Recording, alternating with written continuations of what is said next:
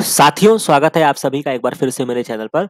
और यहाँ पर हम अपने वापस से ट्रैक पर आते हुए, जैसा कि डीबीटी जेआरएफ के रिगार्डिंग हमारी प्रिपरेशन चल रही थी और लक्ष्य जेआरएफ की जो प्लेलिस्ट है वहाँ पे आप लोगों ने फॉलो किया होगा और बहुत अच्छी आपकी तैयारी चली चली होगी और आपको काफ़ी सहायता मिला होगा। तो वहाँ पे मोर देन 80 वीडियोस अवेलेबल है जो हमने डीबीटी जेआरएफ के पीवाईक्यूज को सॉल्व करते हुए जो भी क्वेश्चन वहाँ पे इंपॉर्टेंट थे और जो भी कुछ नए टॉपिक्स थे उसको हमने कवर किया और काफ़ी चीज़ों को हमने कवर कर दिया है। और मान के चलिए जो यहाँ पे कुछ इंपॉर्टेंट चीजें आपको बतानी है, तो सबसे पहले जो है कि 2020, 2021 और 2022 ये 3 साल के पेपर का समझ लीजिए कि मैंने पोस्टमार्टम कर दिया है। ठीक है, जो भी चीजें इंपॉर्टेंट थी या जो मेरे जोन में थी उन चीजों को मैंने कवर कर दिया है। ठीक है, बाकी कुछ कमेंट्स आते रहते हैं कि सर आप बायो प्रोसेस या बायो इंजीनियरिंग करा दीजिए। तो फर्स्ट ऑफ ऑल जो बच्चे शुरू से मेरे को फॉलो करते हैं, मेरे को जानते हैं या इस चैनल का विजन जानते हैं, उनको ये पता है कि आपको वही चीजें तैयार करवाई जा रही है जहां से एरर होने की संभावनाएं कम रहे और आपको मैक्सिमम गेन हो सके। ठीक है, तो इस चीज को आप यहाँ पे ध्यान रखिएगा फर्स्ट ऑफ ऑल। तो अगर आपको बहुत ज्यादा है कि मुझे बायो प्रोसेस या इंजीनियरिंग पढ़ना चाहिए, वहाँ के न्यूमेरिकल्स आते हैं, तो आप उसके लिए स्वतंत्र हैं। बहुत सारे चैनल्स होंगे जहाँ पे कहीं ना कहीं एक्सप्लेन किया गया होगा, तो आप उन चीजों को वहां से अपने को तैयार कर सकते हैं। बट मेरे तरफ से क्लियर है कि मैं बायो प्रोसेस एंड इंजीनियरिंग नहीं करा सकता हूँ क्योंकि वो मेरा जोन का नहीं है। ठीक है, तो बेसिकली जैसा कि आपको पता है कि molecular biology, immunology, cell signalling, biomembrane transport, तो ये सारी चीजों को, बॉटनी, थोड़ा जूलॉजी, इन सब चीजों को मैं डील करता हूँ। तो मैं इसके आसपास और जो आपकी basic biology and basic life science है वो मैं आपको पढ़ा के और जिम्मेदारी के साथ आपको पढ़ा के और अच्छे तरीके से तैयार करा के मैं आपको एग्जाम में भेजूंगा। और मेरा ऐसा मानना भी है कि क्वालिफाई करने के लिए, अच्छे नंबर लाने के लिए उतनी तैयारी मोर देन सफिशियंट है। ठीक है, तो इन चीजों पे आपको भरोसा रखना होगा और अपने चीजों को आगे बढ़ना होगा। अब दूसरी क्वेरी आती है कि सर हमें क्या डीबीटी के और पुराने पीवाईक्यू सॉल्व करने चाहिए या नहीं सॉल्व करने चाहिए। तो इसका आंसर मेरा ये है कि जैसा कि मैंने आपको बताया है, बार बार बताया है कि जो आपका 2018 से पहले की कहानी थी उसमें क्या होता था कि केवल बायोटेक वाले बच्चे भरते थे। और बायोटेक वाले जब बच्चे फॉर्म भरते थे तो वहां पे थोड़ा सा कट ऑफ भी जो होती थी वो आपकी नीचे जाती थी और उसका एक कारण था कि जो न्यूमेरिकल्स पोर्शन थे वो बहुत ज्यादा देते थे और थोड़ा सा मैं कहूंगा कि हार्ड न्यूमेरिकल्स वहां पे ज्यादा पूछे जाते थे। ठीक है, लेकिन ये लेवल जो है वो अब कम हो गया है। ठीक है, अगर आप 2019 के पेपर को देखेंगे, 2020 का तो बहुत ही आरामदायक पेपर दे दिया था, 2021 और 22 में चीजों को मेंटेन करते हुए, लेकिन उस लेवल तक उन्होंने नहीं ले गए हैं क्योंकि इन्होंने अब सबको शामिल किया है। तो सबको मद्देनजर रखते हुए, यानी कि जूलॉजी वाले बच्चा जो है, बॉटनी वाला जो बच्चा है, सबको ध्यान में रखते हुए, जो आपके बायोकेमिस्ट्री वाले हैं, माइक्रोबायोलॉजी वाले हैं, तो उनको ध्यान में रख के पेपर बनाया जा रहा है। तो उतने बड़े लेवल तक आपको जाने की जरूरत नहीं है। बट हाँ, ये जरूर मैं कहूंगा कि आप उस पेपर को एक बार जरूर देख लीजिए कि आपको ये लगेगा कि डीबीटी कहाँ तक सोचता है या कहाँ तक उन्होंने क्वेश्चंस पूछे हैं। ठीक है, लगते हैं क्वेश्चंस तो बहुत अच्छी बात है, नहीं लगते हैं तो आपको उसका बहुत लोड नहीं लेना है। ठीक है, तो क्योंकि वो एक अलग दौर था, ये एक अलग दौर है। ठीक है, सिंपल सी कहानी का अगर मैं एक लाइन में कहना चाहूँ तो यहाँ तक बात आपको समझ में आ गई है। तो उसी संदर्भ में कुछ अच्छे क्वेश्चंस, कुछ ऐसे क्वेश्चंस जो आपको सॉल्व करने चाहिए या जो आपको पता होना चाहिए, जो चीजें अभी रह गई थी उनको हम 15-20 दिनों में करेंगे। ठीक है, तो उसी में मैंने यहाँ पे डीबीटी जेआरएफ 2017 के कुछ क्वेश्चंस को उठाए हैं और बेसिकली यहाँ पे हम न्यूमेरिकल्स और बाकी चीजें जो मैंने आपको कवर कराया है उसी के आसपास ये सारी चीजें मैं आपको बताने वाला हूँ। तो उसको बहुत ही ध्यान से पढ़िएगा। जैसा कि यहाँ पे क्वेश्चन आपसे पूछा गया है, if the 5 ml of the 20% आपका इथेनॉल है उसको मिक्स किया गया है 25 ml ऑफ 80% इथेनॉल में, तो रिजल्टिंग सोल्यूशन की क्या, मतलब जो रिजल्टिंग सोल्यूशन है वो कितने परसेंटेज इथेनॉल है। अब आप परसेंटेज यहाँ पे देखेंगे तो आप घबरा जाएंगे या सोचेंगे कि ये कैसे सॉल्व होगा, लेकिन जो मैंने आपको सिंपल सा एक फॉर्मूला दिया था कि जब भी आपको रिजल्टेंट का सोल्यूशन या नॉर्मेलिटी वगैरह निकालना होता है तो फॉर्मूला वही काम करता है। यानी कि जो आपके रिजल्टेंट का, चाहे आप नॉर्मेलिटी ले लीजिए चाहे आप परसेंटेज ले लीजिए, उसका जो फॉर्मूला जो आपका बनेगा वो उसी के बेसिस पे बनेगा, N1V1 plus N2V2 divided by volume, यानी V1 प्लस V2। तो यानी कि यहाँ पे क्या है, अगर नॉर्मेलिटी को मैं हटा दूं तो पहले वॉल्यूम, पहले सोल्यूशन का परसेंटेज हो जाएगा इथेनॉल का। तो यानी कि जो पहला परसेंटेज है वो आपका 20% है, वॉल्यूम जो है वो आपका 5 ml है, फिर इसको मिक्स किया गया है 25 ml में और 80% इथेनॉल में, और टोटल वॉल्यूम क्या हो जाएगा 50 ml और 5 ml। बस बहुत ही आसान क्वेश्चन है, इसमें ज्यादा कुछ आपको 3-5 नहीं करना है। तो ये आप क्या करेंगे, 25 जो है और उसके बाद हम 5 ml इसमें जोड़ देंगे। तो अब आप देख लीजिए, 20 को 5 से मल्टीप्लाई करेंगे तो ये आपका 80 हो जाएगा। ठीक है, यही तो होगा, नहीं सॉरी 100 हो जाएगा। ठीक है, ये आपका 100 हो जाएगा और इसको मल्टीप्लाई करेंगे तो कितना हो जाएगा? ये आपका 2000 आ जाएगा। 25 8 जा जो होता है वो आपका 200 होगा। डिवाइडेड करना है आपको 30 से। तो अब आप इसको जोड़ दीजिए, यानी कि ये आपका 2100 डिवाइडेड 30 आ जाएगा। ये 0 इससे कैंसिल हो जाएगा और 3 से इसको डिवाइड करेंगे, ये आपका 70 आ जाएगा। ठीक है? तो यानी कि जो रिजल्टेंट जो आपकी वॉल्यूम या मोलैरिटी या नॉर्मेलिटी कह लीजिए या परसेंटेज का इथेनॉल आपका क्या बना है, तो वो जो आपका बना है वो आपका 70% इथेनॉल है। ठीक है? तो ऐसे क्वेश्चंस पे कमांड करना है और ऐसे क्वेश्चन डीबीटी जीआरएफ में बहुत पूछे जाते हैं। तो ऐसे क्वेश्चंस में समझ रहे हैं ना, 2 3 4 फार्मूले ही मैंने आपको दिए थे। मैंने आपको एक नॉर्मेलिटी का ये वाला फार्मूला दिया था, बाकी एक आपको N1 is equal to N2V2, N1V1 is equal to N2V2 ये वाला फार्मूला और मोलैरिटी वाला फार्मूला। तो इसी के बेसिस पे सारे क्वेश्चंस आपके मोस्टली जो होंगे वो आपके सॉल्व हो जाएंगे। तो ये क्वेश्चन आपको समझ में आ गया होगा। तो क्वेश्चन नंबर ये आपका 20 है, इसका जो राइट आंसर निकल कर आएगा वो आपका दूसरा निकल कर आएगा। इसी तरीके से एक आपका न्यूमेरिकल का और बहुत ही आसान क्वेश्चन है, 12th स्टैंडर्ड का क्वेश्चन है, लेकिन एक बार मैं आपको वापस से बता देता हूँ। जैसे डीएनए आपसे पूछ रहा है कि बेस कंपोजिशन है, 38% आपका साइटोसिन है, तो कितना परसेंटेज आपका एडेनिन है। यहीं पर मैं आपको एक चीज और बता दूं कि ऐसे क्वेश्चन को जब भी आप पढ़ेंगे तो आपको ये भी ध्यान रखना है कि पहली बात तो अगर वो आइडियल सिचुएशन होगी तो वो वहां पे डबल स्टैंडर्ड डीएनए की बात कर रहे होंगे, लेकिन अगर उन्होंने सिंगल स्टैंडर्ड डीएनए या सिंगल स्टैंडर्ड आरएनए की अगर वो बात कर रहे हैं, तो मैंने आपको बार बार बोला है क्योंकि आजकल इस तरीके से क्वेश्चंस बहुत पूछे जा रहे हैं। तो जब भी आप चार गैप रूल जो कि इसका बेसिक प्रिंसिपल पे ये आधारित होता है, तो जो आपका चार गैप रूल होता है, ठीक है, वो सिंगल स्टैंडर्ड डीएनए या सिंगल स्टैंडर्ड आरएनए पर एप्लीकेबल नहीं होता है। तो इस बात को आपको बहुत अच्छे से ध्यान रखना है क्वेश्चन को सॉल्व करते हुए, कि वो अगर उसने मेंशन किया है तो वहां पे एक ऑप्शन और भी आपको दिया होगा जो आने वाले, मतलब मैंने पीवाईक्यूज में आपको सॉल्व भी कराए थे कि उसमें क्या ऑप्शन बन जाएगा कि हम नहीं कैलकुलेट कर सकते हैं, तो यानी कि none of the given option is the correct. तो उस सिचुएशन में ऐसा होगा। बाकी यहाँ पे इन्होंने नॉर्मल केस लिया है, तो हम इसको क्या समझेंगे, डबल स्टैंडर्ड डीएनए मानेंगे। ठीक है, सिंगल स्टैंडर्ड हम नहीं मानेंगे। बाकी यहाँ पे क्या है कि आपका साइटोसिन अगर 38% है, तो होता क्या है कि आपका जितना ग्वानिन होता है उतना साइटोसिन होता है, जितना एडेनिन होता है उतना थाइमीन होता है। ठीक है, मतलब जो इनकी कंसंट्रेशन होती है वो इक्वल होती है। तो अगर ग्वानिन आपका साइटोसिन अगर आपका 38% है, ठीक है, तो मैं क्या कहूंगा कि जो ग्वानिन है वो भी आपका 38% है। 38 को अगर आप जोड़ेंगे तो ये आपका 76% हो जाएगा। तो यानी कि टोटल 100 है, 100 में से अगर हमने 76 को घटा दिया तो ये आपका कितना आ जाएगा, 24 आ जाएगा। लेकिन ये 24% है, उसमें ए और टी दोनों है और दोनों ही इक्वल अमाउंट पे है। तो यानी कि हम 24 को 2 से डिवाइड कर देंगे तो ये कितना आ जाएगा, 12%। तो इस तरीके के क्वेश्चन आसानी के साथ सॉल्व हो जाएंगे। इसको याद रखिएगा, अच्छे से तैयार कर लीजिएगा, जो कि एग्जाम में डेफिनेटली पूछा जाएगा। बाकी प्रोटीन की बायोसिंथेसिस मैंने नहीं पढ़ाया है, बट स्टिल बहुत ही आसान क्वेश्चन यहाँ पे पूछा गया है कि protein synthesis in the eukaryotic cell terminate at the stop codon. तो ये मैंने जिक्र किया है, कोडॉन को तो मैंने बहुत अच्छे से पढ़ाया है, उसके न्यूमेरिकल्स मैंने आपको बहुत अच्छे से लगवाए हैं जेनेटिक कोडॉन में। तो होता क्या है कि जब आपका स्टॉप कोडॉन आता है तो आपका क्यू प्रोटीन की सिंथेसिस जो होती है वो रुक जाती है। तो उसका जो सीधा आंसर होता है कि जब आपका जो आपके होते क्या है कि ना, कोडॉन होते हैं, कोडॉन जो होते हैं और आपका क्या होता है, एक आपका एंटी कोडॉन होता है। तो एंटी कोडॉन जो होता है वो आपका टीआरएनए रिकॉग्नाइज करता है या टीआरएनए पर होते हैं। ठीक है, जो कोडॉन को रिकॉग्नाइज करते हैं। तो जो आपका कोड, जो आपके स्टॉप कोडॉन होते हैं उनके कोई भी टीआरएनए अवेलेबल नहीं होते हैं सिस्टम में। तो ये इसका मेजर कारण होता है। इसी वजह से वहां पे स्टॉप कोडॉन जब आता है तो प्रोटीन की सिंथेसिस जो होती है वो टर्मिनेट हो जाती है। तो इसका जो राइट आंसर आपका निकल कर आएगा वो आपका थर्ड ऑप्शन होगा। और इसको याद रखिएगा, there is a no natural occurring transfer RNA with an anti codon corresponding to the stop codon, यानी कि स्टॉप कोडॉन के रेस्पॉन्डिंग में जो आपके ट्रांसफर आरएनए होता है वो अवेलेबल ही नहीं है सिस्टम में। ठीक है, तो ये इसका सबसे सॉलिड आंसर है। तो इसको याद रखिएगा, बहुत ही इंपॉर्टेंट क्वेश्चन है, एग्जाम में आपसे दोबारा रिपीट होने की संभावना है।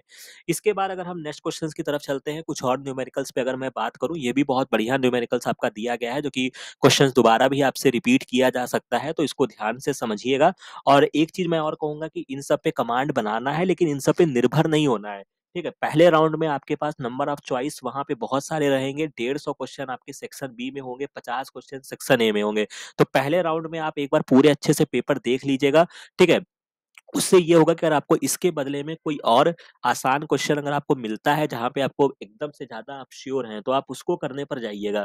ठीक है, तो इस पे करने पर मत जाइएगा, लेकिन हाँ समझ लेते हैं। तो जैसा कि आप यहाँ पे देख सकते हैं कि कह रहा है कि what will the required volume of 1 normal HCl and 4 normal NaOH का कितना वॉल्यूम आपको चाहिए, प्रिपेयर करना है आपको 1 लीटर सोल्यूशन को ऑफ द pH 7। तो इसमें भी आपका कहानी वही लगेगा, N1V1 वाला आपका कहानी लगने वाला है। तो आपको करना क्या है कि आपको करना क्या है कि आपको इस दोनों का सॉल्यूशन बना देना है। तो कितने वॉल्यूम आपको चाहिए? तो सपोज दैट अगर मैं यहाँ पे इसका HCl का नॉर्मेलिटी आपको 1 नॉर्मल दिया है और वॉल्यूम मैंने x मान लिया, ठीक है? तो NaOH का कितना वॉल्यूम होगा, क्योंकि आप इन दोनों को मिक्स करके ही सॉल्यूशन बना रहे हैं।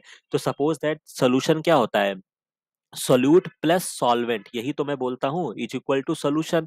तो अगर मान लीजिए कि कोई चीज आपका एक्स है और सोल्यूशन जो आपने टाइमली बनाया है, मतलब जो आपको फाइनल सोल्यूशन बनाना है, वो आपका 1 लीटर का है, तो मैंने यहाँ पे 1 लीटर लिख दिया। और ये जो आपका है पर्टिकुलर एक्स है, और ये हम मान लेते हैं कि आपका सॉल्वेंट क्या होगा। तो अगर मैं सॉल्वेंट की बात करूं तो ये आपका 1 - x होगा, यही तो होगा और तो कुछ नहीं होगा। तो इस हिसाब से मैं इसको क्या कर लेता हूँ, NaOH का जो वॉल्यूम है वो उसको 1 - x मान लेता हूँ। अब सिंपल सा मैं इसको वैल्यू में आपको पुट करना है, तो यानी कि आपको क्या करना होगा, N1V1 वाला अगर आप फॉर्मूला लगाना चाहें तो N1V1 इज इक्वल टू क्या हो जाएगा, N2V2। तो यानी कि N1 नॉर्मेलिटी अगर यहाँ पे 1 नॉर्मल HCl के लिए कैलकुलेट करूँ तो वॉल्यूम x है, और नॉर्मेलिटी अगर मैं NaOH का जाऊँ तो यहाँ पे 4 नॉर्मल है और वॉल्यूम इसका कितना है, 1 - x है। बस इसको ब्रैकेट में कर दीजिए। अब x इज इक्वल टू क्या हो जाएगा, 4 से इसको मल्टीप्लाई कर दे देंगे, 4 और 4 x हो जाएगा। तो अगर आपको x को इधर ले आएंगे तो ये क्या हो जाएगा, x plus 4x is equal to 4। तो यानी कि 5x इज इक्वल टू 4, तो x is equal to 4 divided by the 5, यानी कि ये निकल कर आएगा आपका 0.8, क्या हो जाएगा, 0.8 लीटर हो जाएगा। तो 1 लीटर में कितना होता है, 1000 ml होता है। 1000 से आप इसको मल्टीप्लाई कर देंगे तो ये आपका 800 ml आ जाएगा। ठीक है। अब यहाँ पे आप देख लीजिए, तो एक ही ऑप्शन में यहाँ पे आपको रखा हुआ मिल रहा है, क्योंकि हमने x कैलकुलेट जो किया है वो मैंने HCl का माना था। तो चूंकि यहाँ पे एक ऑप्शन में यहाँ भी दिया है, लेकिन ये NaOH का 800 नहीं आया है। और जब आप इसको निकालेंगे तो यानी कि आप 1 लीटर में से 800 अगर आप घटा देंगे ml, तो यानी कि 200 ml जो आ जाएगा वो आपका कितना आ जाएगा, NaOH का हो जाएगा। तो थोड़ा सा यहाँ पे बेसिक मैथमेटिक्स था, बाकी फॉर्मूला वही लगना है। तो एक अपने में विश्वास जरूर रखिएगा कि जो सर ने फॉर्मूला बताया है उसी के आसपास क्वेश्चन आपका सॉल्व होगा। तो हौसला रखना है, घबराना नहीं है वहां पे। ठीक है। बाकी हो सकता है कि उसके अंदर कोई वहां पे मैथमेटिक्स वाली चीजें दे दे, तो इसीलिए मैं कह रहा हूँ कि आपको ये सब सेकंड राउंड में क्वेश्चन सॉल्व करिएगा। तो तीसरे का जो होगा ये आपका सेकंड ऑप्शन बन जाएगा। इसके बाद ये क्वेश्चन भी आपका बहुत इंपॉर्टेंट और बहुत ही आसान क्वेश्चन पूछा है, जो कि आपको सोचोगे कि यार ये तो सर ने नहीं पढ़ाया, लेकिन जब मैंने आपको कोडॉन के बारे में पढ़ाया था और कोडॉन को हम देख रहे थे, जेनेटिक कोडॉन जो हमने 64 कोडॉन को डिस्कस किया था, ये क्वेश्चन वहीं के आसपास के कॉन्सेप्ट से ही आपका सॉल्व हो जाएगा। अब ये कैसे सॉल्व होगा देखिएगा। यहाँ पे कह रहा है कि आपका 20 मर का DNA कंटेंट है, जिसमें AGC सीक्वेंस ही केवल है। तो how many ways can this DNA sequence construct किया जा सकता है। तो जेनेटिक कोडॉन में हम क्या कर रहे थे, अगर मैं इसको वापस से रिकॉल कराऊं कि कोडॉन की अगर मैं बात करूं, तो कोडॉन में हमारा क्या था, 64 कोडॉन थे। 64 कोडॉन हमारे आए कैसे थे, 4 की पावर 3, यही तो आया था, 4 4 जा 16, और 16 की 4 से मल्टीप्लाई करे थे तो वो 64 आया था। जिसमें से 4 क्या था, ये हमारा बेस था, नंबर ऑफ बेस थे, क्योंकि हमारे पास 4 बेस थे और उसको हमने ट्रिपलेट के फॉर्म में सजाया था, यही तो था। कोडॉन क्या थे, ट्रिपलेट थे। जब हमने उनको ट्रिपलेट के फॉर्म में सजाया था तब ये आपके बने थे, और नंबर ऑफ बेसेस हमारे पास कितने थे, 4 बेसेस थे। तो उसी तरीके से यहाँ पर अगर मैं देखूं तो यहाँ पे जो आपके पास बेस है वो आपके पास 3 है, तो यानी कि 3 बेसेस हैं आपके पास। ठीक है। और कितने का बनाना है आपको, या ट्रिपलेट में लगाना है, या 20 मर का सीक्वेंस अगर आपको चाहिए, तो वो चीज जो हो जाएगा वो इसके पावर में आ जाएगा। तो 3 की पावर 20 जो होगा वो इसका राइट आंसर बन जाएगा, जो कि 6 का थर्ड ऑप्शन है, जो कि आप यहाँ पे देख सकते हैं। और बाकी ऐसे क्वेश्चंस जो कि मैथमेटिकल तरीके से हैं, कुछ अपने क्या बोलते हैं, कॉमन सेंस की वजह से है, तो ये क्वेश्चन लगाने के सबके अपने अपने तरीके हो सकते हैं, बट जो मेरा तरीका है तो मैं इस तरीके से इसको सॉल्व किया हूँ। बाकी ये बहुत इंपॉर्टेंट है, इसको याद रखिएगा, जितने बेसिस दिए जाएंगे उसको बीच में रखिएगा और उसके ऊपर आपको पावर लगा देना है। यहाँ तक बात समझ में आ गई। इसके बाद एक क्वेश्चन आपसे ये भी पूछा जा रहा है कि calculate the ionic strength of 50 ml 0.75% weight by volume NaCl solution. अब ये क्वेश्चन जो है, आप यहाँ पे 2-3 चीजें आपको नहीं मिलेंगी, लेकिन ये आपका बेसिकली आपका जो क्वेश्चन डराइव है ये आपका मोलैरिटी का क्वेश्चन है। ठीक है। ये केवल आपके साथ शब्दों के साथ खेल किया गया है, और अगर आप कुछ भी नहीं जानते ना, तो यहाँ पे जब उन्होंने आयोनिक स्ट्रेंथ के आगे M कैपिटल में लिख दिया तो भी आपको समझना चाहिए कि ये आपसे मोलैरिटी पूछ रहे हैं। बेसिकली अगर मैं आयोनिक स्ट्रेंथ की बात करता हूँ तो ये बेसिकली आपका क्या होता है, मोलैरिटी होता है। और इसके अलावा इसको अगर हम वैलेंस फैक्टर से मल्टीप्लाई कर देते हैं, या एन फैक्टर जिसको बोला जाता है, कि मान लीजिए कि कोई आपका कंपाउंड जो होता है ना, जैसे आपके जो केमिकल्स होते हैं, जैसे फॉर एग्जांपल H2SO4 है, तो इसमें क्या होता है कि जब आप इसको ब्रेक करते हैं तो इसका 2 प्रोटॉन निकलता है, तो इसमें इसका जो बैलेंस फैक्टर होता है ये 2 होता है, लेकिन जो आपके NaCl होता है, ठीक है, NaOH होता है, इसमें जो बैलेंस फैक्टर होता है वो केवल 1 होता है। तो यानी कि अगर आप इसका मोलैरिटी निकाल लोगे और आयनिक स्ट्रेंथ कैलकुलेट करना है तो भी आपको 1 से मल्टीप्लाई करोगे तो उसमें कोई चेंजिंग नहीं आएगा। तो यानी कि अगर आप इसकी मोलैरिटी निकाल लेते हैं तो आपका काम बन जाएगा। अब मोलैरिटी निकालने के लिए करना क्या है कि जो आपको सॉल्यूशन दिया गया है NaCl का वो 0.5% 75% दिया है, और परसेंटेज का मतलब क्या होता है इसको भी मैंने आपको बताया है, लेकिन एक बार वापस से समझ लीजिए। परसेंटेज जो होता है वो हमेशा 100 में बात करते हैं ना, तो होता क्या है कि जब आपको 0.75 वेट बाई वॉल्यूम बोल दिया है, यानी कि 0.75 ग्राम जो है ये आपका 100 ml में है, समझ रहे हैं? यही यही होता है परसेंटेज का। अगर आपसे कहा गया कि 0.9% NaCl बना दीजिए, तो ये सारी कहानी इसी तरीके से सॉल्व होती है। तो यानी कि आपको 0.75 ग्राम है जो कि आपका NaCl का है, और आपको उसको डिसॉल्व करना है 100 ml में। कहानी समझ में आ रही है? लेकिन आपको मोलैरिटी कैलकुलेट करना है 50 ml के लिए। तो यानी कि अगर आप 50 ml का अगर आप इसको देखते हैं, तो 50 ml के लिए जब आप कैलकुलेट करने जाएंगे तो 0.75 का आधा हो जाएगा, यानी कि 0.375। यही तो बनेगा। 75 का आधा 37 होता है, अप्रोक्स 74 का आधा। तो ये आपका क्या आ गया, आपका ग्राम आ गया, क्योंकि हम 50 ml के लिए कैलकुलेट करने जा रहे हैं। अब इसको यहाँ पे ध्यान से समझिएगा, जो मैं आपको समझा देता हूँ कि कैसे इस क्वेश्चन को मैं यहाँ पे सॉल्व करूंगा। तो इसको देख लीजिए यहाँ पे बहुत ही आसानी के साथ। अब आपको क्या करना है, मोलैरिटी का फॉर्मूला लगाना है। वेट क्या है, 0.375 हो गया, जो आ गया, ठीक है। मॉलिक्यूलर वेट जो होता है NaCl का, मैंने बोला है कि कुछ चीजों को याद रखिएगा, जैसे सोडियम का 23 होता है, क्लोरीन का 35.5 होता है। इसको जोड़ोगे तो ये आपका 58.5 के अप्रॉक्स आता है। तो यहाँ पे आप 58.5 रख देंगे। वॉल्यूम जो है वो हम 50 ml के लिए जा रहे हैं, और मोलैरिटी में वॉल्यूम जो होता है वो हमेशा लीटर में होता है। तो लीटर में कन्वर्ट करने के लिए इसको 1000 से डिवाइड करेंगे, जो ऊपर जाके 1000 से ऊपर हमको मल्टीप्लाई करना होगा।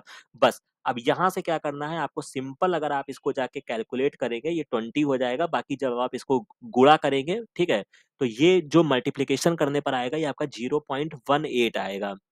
और एक चीज मैं आपको और क्लियर कर दूं कि आप सोच रहे होंगे कि सर ये कैलकुलेशन कैसे करेंगे वहां पे या कैसे होगा। तो मैं आपको बता दूं कि 2017 18 या 19 तक जो डीबीटी का एग्जाम हुआ है वहां पे प्रॉपर कैलकुलेटर दिया जाता था। तो घबराना नहीं था, वहां पे आपको तो कैलकुलेटर मिल रहा था, इसी वजह से उन्होंने इस तरीके का कॉम्प्लेक्स कैलकुलेशन आपको दिया है। ठीक है, लेकिन आज की डेट में, अब मुझे तो नहीं पता है कि क्या सीन है, बट ऐसा बच्चों के फीडबैक मिलते हैं कि अब कैलकुलेटर एनटीए नहीं देता है। तो मान के चलिए कि जो अब एनटीए कैलकुलेटर नहीं देता है, तो आप अगर डीबीटी 2021-22 के क्वेश्चंस भी देखेंगे ना, तो वहां पे इतना हार्ड कैलकुलेशन आपको दिया भी नहीं जाता है। तो कॉन्सेप्ट याद रखिएगा कि हाँ, मोलैरिटी से हमको इस तरीके से कैलकुलेट करना है, और जब अगर आपके पास कैलकुलेटर है तो वो आसानी से आप कैलकुलेट कर लेंगे, नहीं होगा तो वो उसी तरीके का कैलकुलेशन आपको देंगे जिसमें आपको दिक्कत ना हो। समझ में आ रही है बात? तो यहाँ तक बात आपको समझ में आ गया होगा आसानी के साथ। अब आगे बढ़ते हैं, एक क्वेश्चन और आपका जो कि न्यूमेरिकल्स क्वेश्चन है, जो कि बहुत ही अच्छा क्वेश्चन पूछा है, और स्पेसिफिक एक्टिविटी मैंने पढ़ाया है। तो बस एक स्टेप जो मैंने नहीं बताया था उसी से रिलेटेड क्वेश्चन है, तो मैंने इसको पिक किया है कि हो सकता है कि आपके नेक्स्ट टाइम में पूछ ले। तो यहाँ पे एक प्योरिफिकेशन डेटा दिया गया है किसी एंजाइम का, जहाँ पे प्योरिफिकेशन स्टेप है, पहला स्टेप है, दूसरा स्टेप है, वॉल्यूम दिया गया है, टोटल प्रोटीन दिया गया है, और टोटल एक्टिविटी दी गई है। तो सबसे पहले क्या होता है कि हमें हर स्टेप का स्पेसिफिक एक्टिविटी निकालना है, और स्पेसिफिक एक्टिविटी के लिए मैंने आपको फॉर्मूला बताया था कि स्पेसिफिक एक्टिविटी जब भी हम निकालते हैं तो उसके लिए हम क्या करते हैं, उसके लिए हम क्या करते हैं, उसके लिए हम ये करते हैं कि आपका जो टोटल एक्टिविटी होती है, जो कि हमेशा क्या होती है, माइक्रोमोल में यूनिट में होगी, जो यहाँ पे दिया गया है, और टोटल डिवाइडेड बाय क्या करते हैं, टोटल प्रोटीन का कंटेंट होता है, और प्रोटीन का कंटेंट हमेशा मिलीग्राम में होगा। ठीक है, तो पहले का अगर हम इसका स्पेसिफिक एक्टिविटी निकालना चाहें, तो टोटल एक्टिविटी 150 है, और टोटल प्रोटीन का कंटेंट 100 है। तो इसको आप मल्टी डिवाइड करेंगे तो ये आपका 1.5 आ जाएगा। इसका निकालोगे तो ये आपका 120 डिवाइडेड बाय द 10 हो जाएगा, तो ये आपका कितना आ जाएगा, 12 आ जाएगा। लेकिन जो आपका प्योरिफिकेशन, जो कि आपका फोल्ड प्योरिफिकेशन होता है, इसमें करते क्या है कि जो आपका फाइनल स्टेप का जो वैल्यू आया है, मतलब ये जो सेकंड स्टेप का वैल्यू, हालांकि उन्होंने 2 स्टेप का दिया है, हो सकता है कि ये आपका तीसरा भी स्टेप होता, चौथा भी स्टेप होता।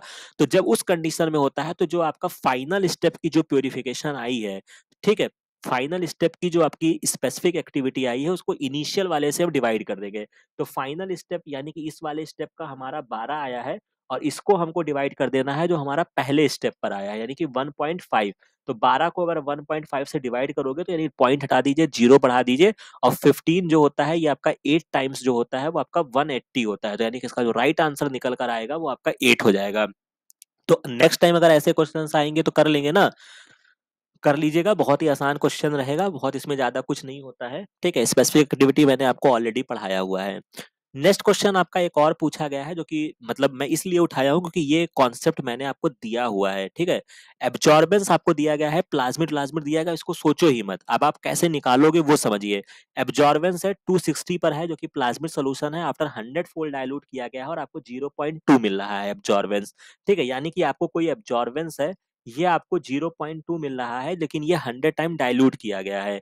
तो यानी कि आइडियली अगर हमको सब सारी चीजें देखनी होगी, और यहाँ पे कह रहे हैं कि गिवन दैट एब्जॉर्बेंस 260 का जो मतलब है, अगर 1 रिप्रेजेंट है, मान लीजिए कि अगर आपका A2 अगर एब्जॉर्बेंस 1 है, तो आइडियल कंडीशन में उसकी जो कंसंट्रेशन है वो आपकी 50 माइक्रोग्राम पर ml आती है। ये एक आइडियल बताया है इन्होंने। ठीक है, ये A2 है, समझ लीजिए मैंने इसको A2 बता दिया।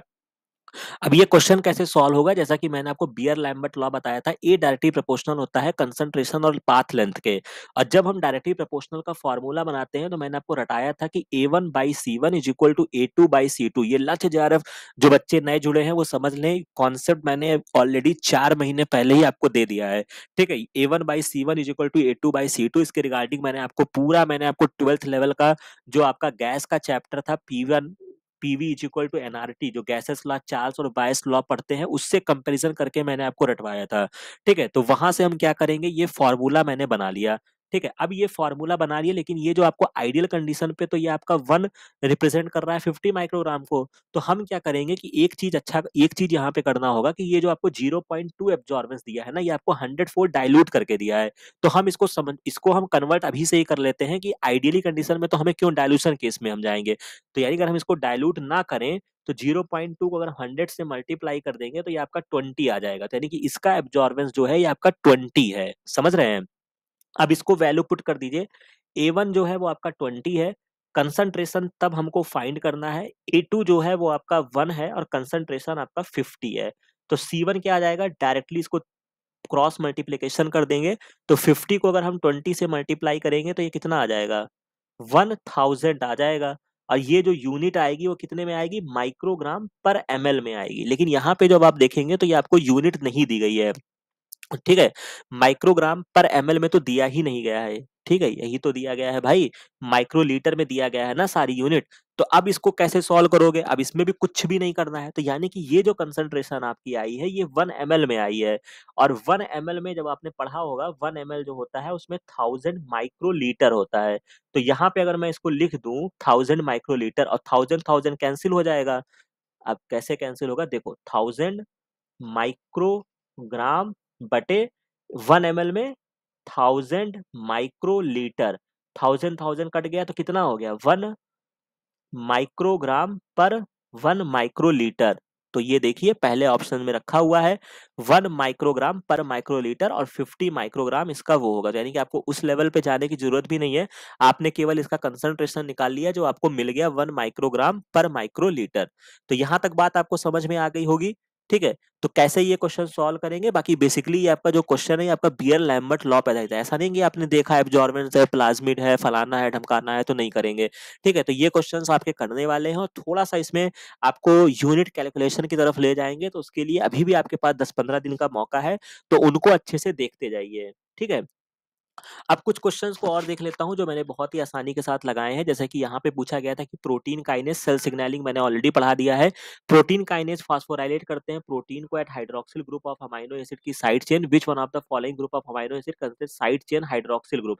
बेसिक यहाँ पे इन्होंने आपसे केवल अमाइनो एसिड का स्ट्रक्चर जानना चाह रहे हैं। अगर मैं सिंपली कहूँ कि किसके पास अमाइनो एसिड का फास्फोराइलेशन देखा जाए तो बहुत चीजों का होता है। एक चीज तो आपको पता है ना, आपका फास्फोराइलेशन हिस्टडीन का भी होता है। ठीक है, ठीक है, हिस्टडीन का होता है जिसके पास OH ग्रुप नहीं है। लेकिन यहाँ पे कह रहे हैं कि हमें उसका फास्फोराइलेशन कराना है जिसके पास हाइड्रोक्सिल ग्रुप है। तो बस आपको अमाइनो एसिड देखना है किसके पास OH ग्रुप होता है। तो OH ग्रुप आपका सीरीन के पास होता है, थ्रियोनीन के पास होता है, टायरोसिन के पास होता है। तो ये आपका आंसर बन जाएगा। बाकी अगर मैं फास्फोराइलेशन की बात करूं तो ऐसा नहीं है। फास्फोराइलेशन एस्पार्टेट का भी होता है, ग्लूटामेट का भी होता है, ठीक है, और आपका ये हिस्टिडीन का भी फास्फोराइलेशन आपको सिस्टम में देखने को मिलता है। तो बहुत ही आसान क्वेश्चन है। ऐसे क्वेश्चंस आपको अपने बोनस बनाने हैं, अपना क्या कहते हैं कि अपना स्ट्रॉन्ग करके जाना है। ये क्वेश्चन, इसके बारे में भी आपको एक सेपरेट मैंने वीडियो अपलोड किया था जहां पे हमने आरएनए के सीक्वेंस को समझाया था कि आपको कैसे ध्यान रखना है सीक्वेंस को। आपको दे दिया जाएगा 5 to 3 और आपको आरएनए बनाना होगा, या कभी cDNA का सीक्वेंस पूछेगा या कभी टेम्पलेट पूछेगा। वो बहुत अच्छे से मैंने कवर किया है। अगर नए जुड़े हैं तो जाके देख लीजिएगा। बाकी यहाँ पर तो 2 सेकंड में जो बच्चे हमसे पढ़े हुए हैं वो 2 सेकंड में इस क्वेश्चन को सॉल्व करेंगे। अब यहाँ पे कह रहा है कि in the segment of A transcribed gene in non template stand of DNA आपको दिया गया है जो कि आपका 5 to 3 है। तो what will the corresponding sequence होगा आपका आरएनए का जो बनेगा। तो सिंपल सी बात है कि जो आपका आरएनए जब आपका ट्रांसक्राइब होता है, डीएनए से क्या बनता है, आरएनए बनता है।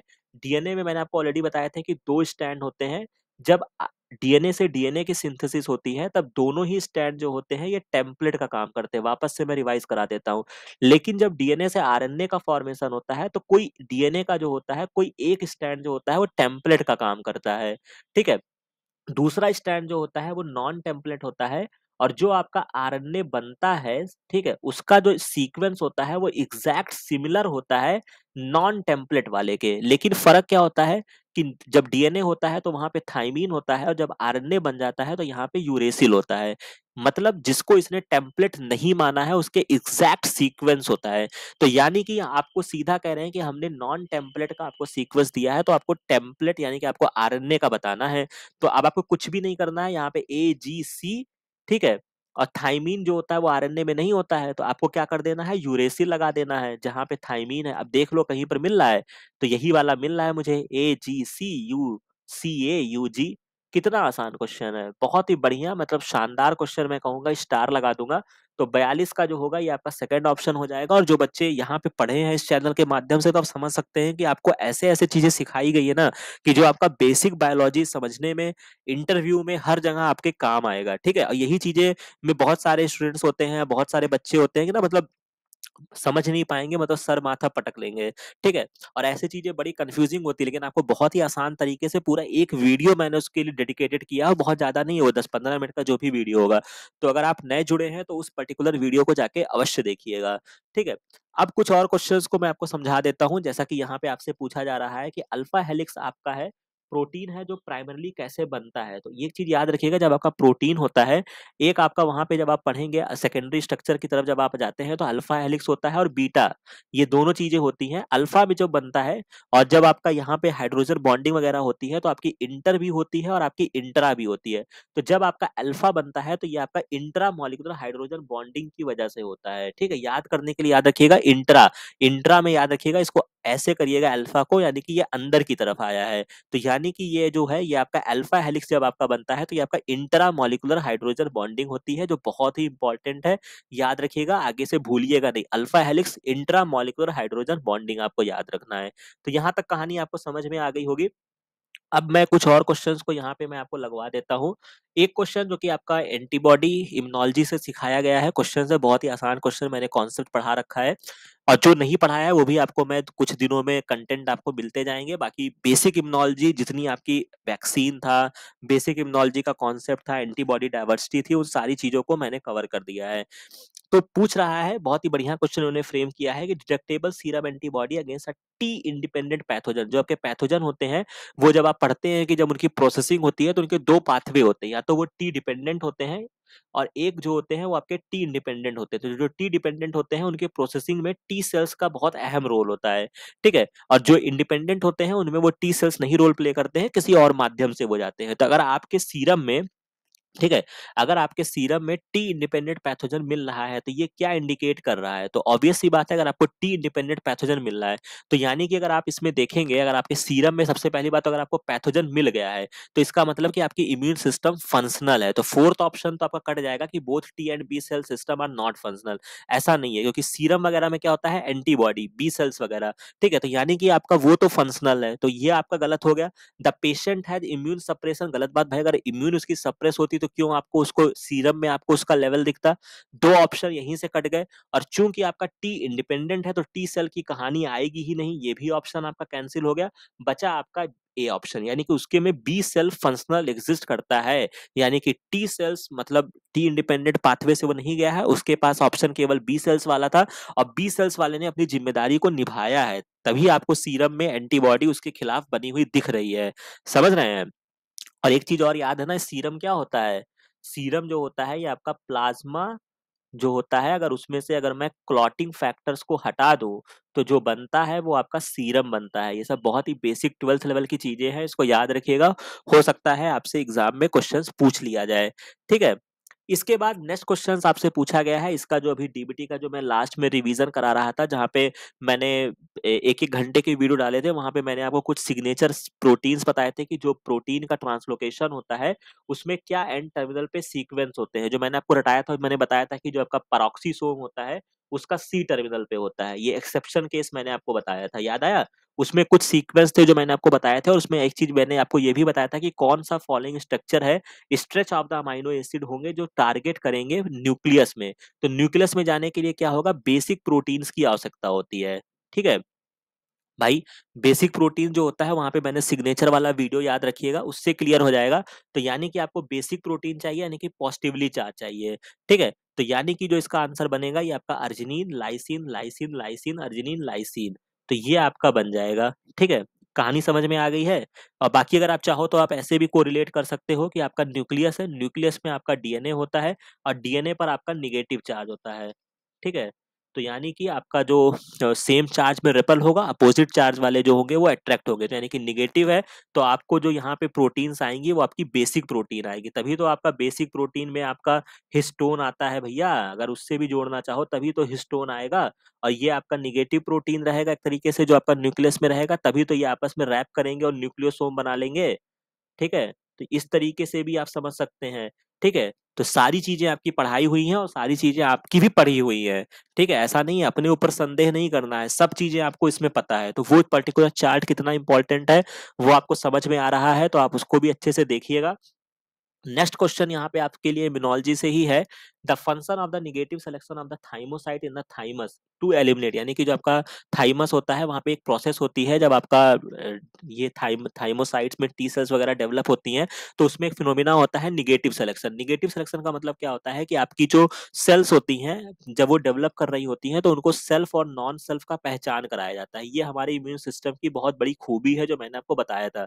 तो उसमें क्या होता है कि अगर आपकी अपनी सेल्स अपनी ही बॉडी की सेल्स को एज अ फॉरेन समझने लगे, ठीक है, एज अ फॉरेन डिटेक्ट करने लगे एंटीजन वगैरह, ठीक है, मतलब अपनी ही सेल्स को, मतलब क्या है कि सपोज अगर आपको बंदूक दे दिया जाए और अपने ही घर परिवार वालों पर ही अगर आप आक्रमण करने लगो, तो गलत बात है ना, उनको ही गोली मारने लगो तो गलत बात हो गई। तो इसीलिए क्या होता है कि अगर कोई व्यक्ति, सपोज दैट आपका जब ये डेवलप हो रही होती है, उनको हथियार दिया गया, और कोई एक उसमें से क्या हो गया, गंदा इंसान निकल गया, ठीक है, जो कि दुष्ट हो गया है, तो उसके लिए क्या होता है, सिस्टम में आपके पास प्रोसेस होता है कि उसको डिग्रेड कर दिया जाए, ठीक है? क्योंकि अगर इसको नहीं डिग्रेड करेंगे, तो ये अपने ही लोगों को मार रहा है, अपनी ही चीजों को खराब कर रहा है, अपने ही लोगों को एज अ फॉरेन समझ रहा है।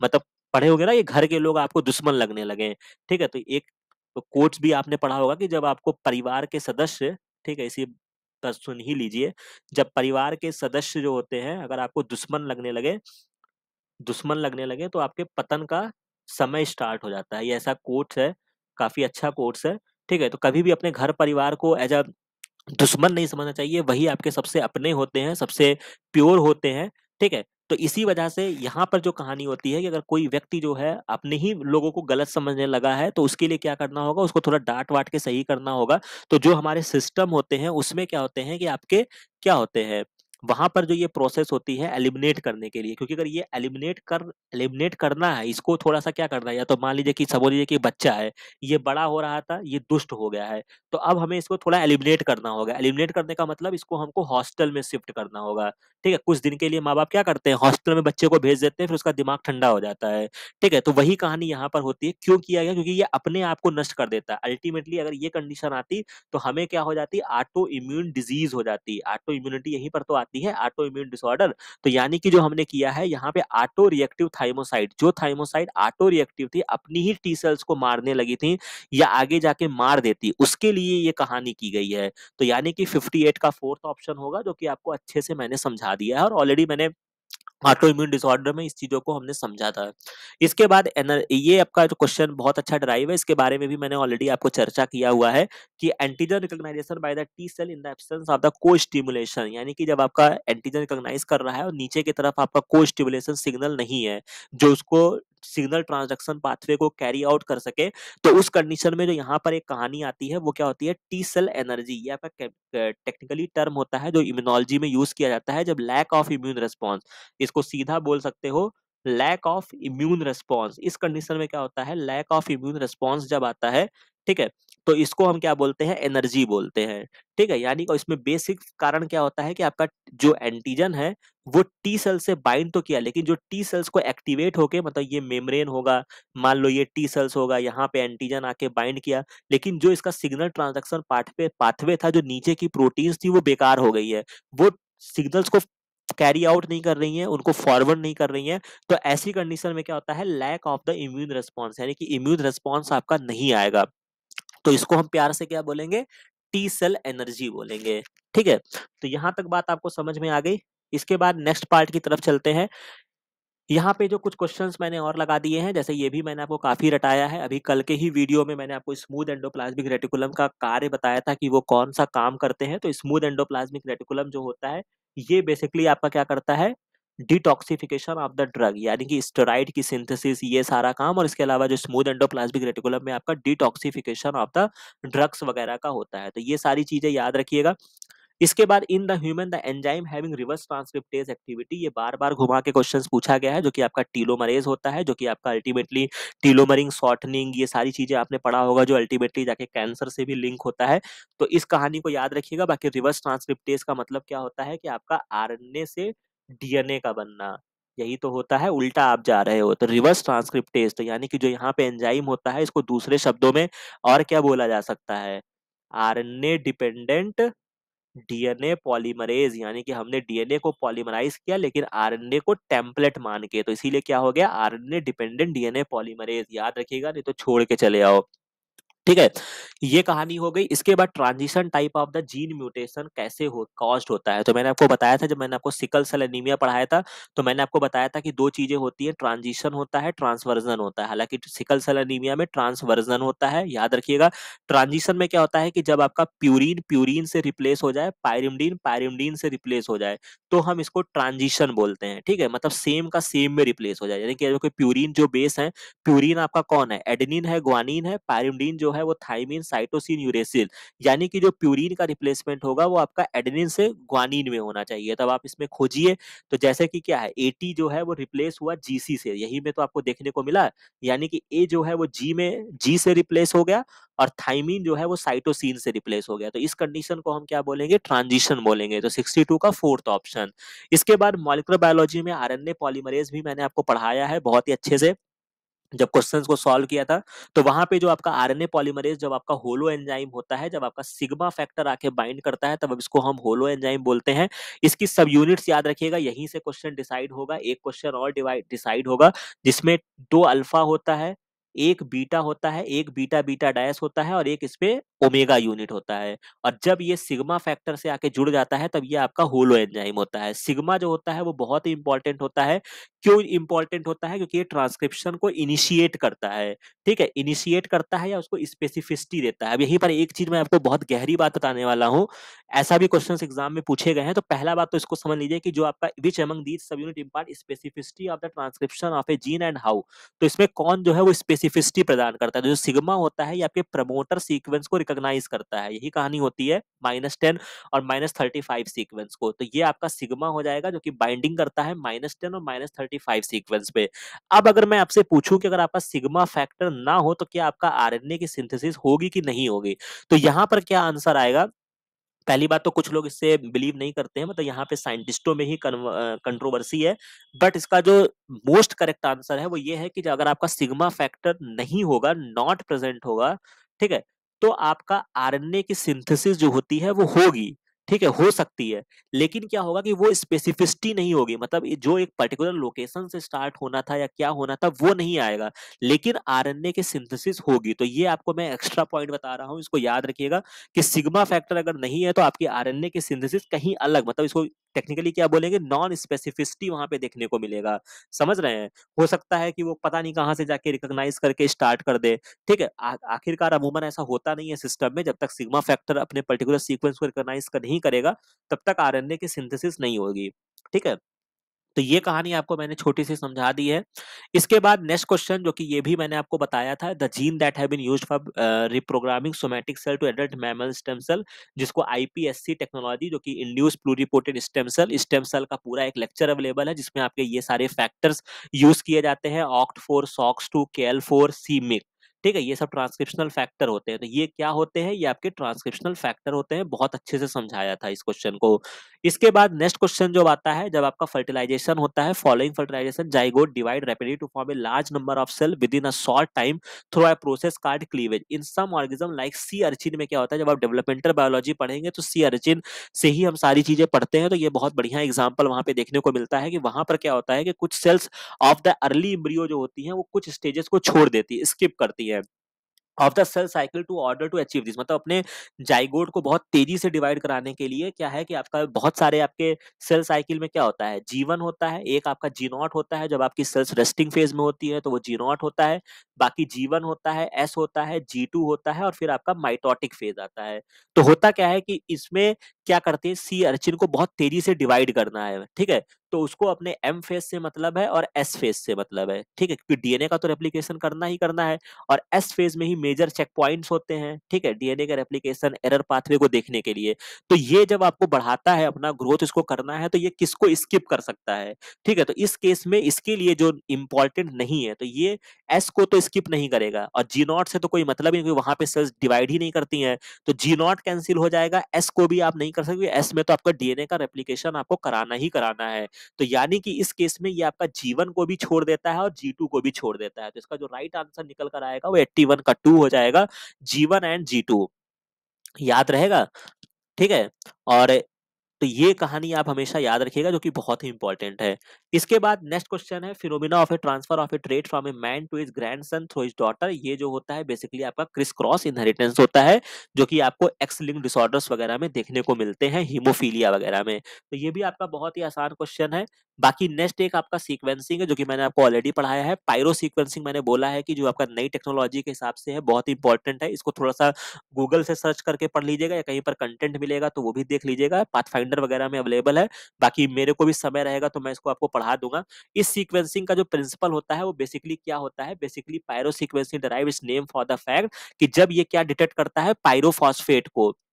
जितने बेस लगते जाते हैं सीक्वेंसिंग में, जो आपके बेस जब इनकॉर्पोरेट होते हैं, तो उस समय आपका पायरोफॉस्फेट, ठीक है, पायरोफॉस्फेट जो होता है वो रिलीज होता है। ये इसका बेसिक प्रिंसिपल है। तो यही क्वेश्चन यहाँ पे पूछा गया है। तो पायरो सीक्वेंसिंग क्या करता है, डिटेक्ट करता है पायरोफॉस्फेट को release during the base incorporation. तो यहां तक कहानी आपको समझ में आ गई। इसके अलावा ह्यूमन स्टेम सेल्स वाली कहानी में मैंने आपको बताया है, मीजनकाइमल स्टेम सेल्स होती हैं, वो क्या हो सकती हैं। पहली बात लिखा है कि do not differentiate at all, गलत बात। सभी टाइप में डिफरेंशिएट नहीं भाई, टोटीपोटेंट थोड़े ना हो जाएंगी। Can differentiate into the few type of the cell. तो ह्यूमन मेसेंकाइमल स्टेम सेल्स जो होती हैं वो आपकी कुछ प्रकार की सेल्स में डिफरेंशिएट हो सकती हैं। तो यहाँ तक कहानी हो गई है। बाकी नेक्स्ट पार्ट में कुछ और क्वेश्चंस को समझेंगे। तो आशा है कि यहाँ पे काफी चीजों को आपने समझा होगा, अच्छा लगा होगा ये सेशन। बाकी अब वापस से लगे रहिए खूब अच्छे से। ये नहीं है कि 10-15 दिन का टाइम और मिल गया है तो आराम से बैठे हुए हैं, बैठना नहीं है। बाकी पढ़िए। अभी आपका जिन लोगों ने एसआरबी का फॉर्म भरा है वो एसआरबी को एज अपना मॉक टेस्ट समझकर उसको दीजिए। और 15 दिन में अपने और तैयारी को दुरुस्त करिए।